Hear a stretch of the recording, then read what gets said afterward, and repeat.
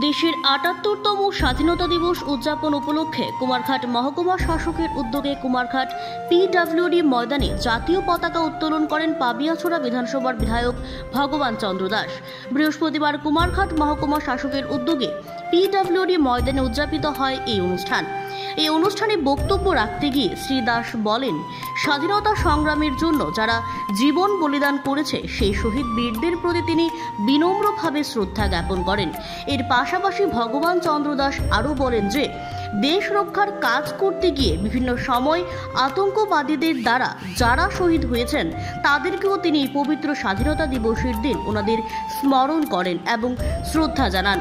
আজকের এই অনুষ্ঠানে উপস্থিত ছিলেন কুমারঘাটের মহকুমা শাসক সহ বিশিষ্টজনেরা।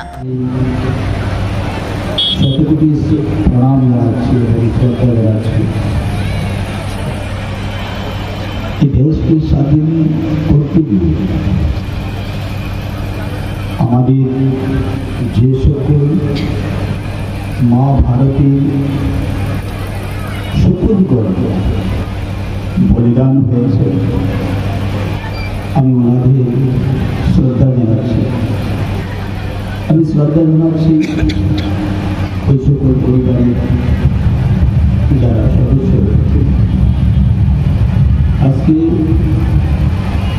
এই মহান দেশে যারাই এই দেশ রক্ষার্থে বিভিন্ন সময় বিভিন্ন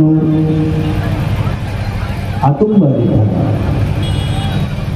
শহীদ হয়েছে, বলিদান হয়েছে, আমি ওনাদের প্রতি শ্রদ্ধা জানাচ্ছি। আজকের এই ৭৮তম স্বাধীনতা দিবসে কুমারঘাট মহকুমা শাসকের উদ্যোগে পিডব্লিউডি মাঠে এই ৭৮তম স্বাধীনতা দিবস যথাযথ মর্যাদার সঙ্গে আমরা উদযাপন করতে চলেছি। এই অনুষ্ঠানে উপস্থিত সকল মহানুভব, উপস্থিত আমার রাষ্ট্রপ্রেমী নাগরিকবৃন্দ, আরক্ষা দপ্তরে এখানে যারা আমার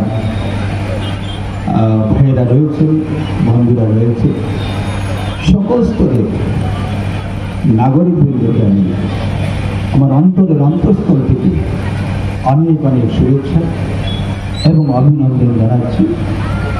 আমরা জানি যে ১৯৪৭ সালে ১৫ই আগস্টে আমরা পরাধীন থেকে স্বাধীন হয়েছি।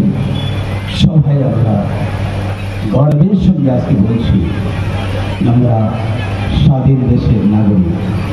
Bureau report, জনদর্পণ।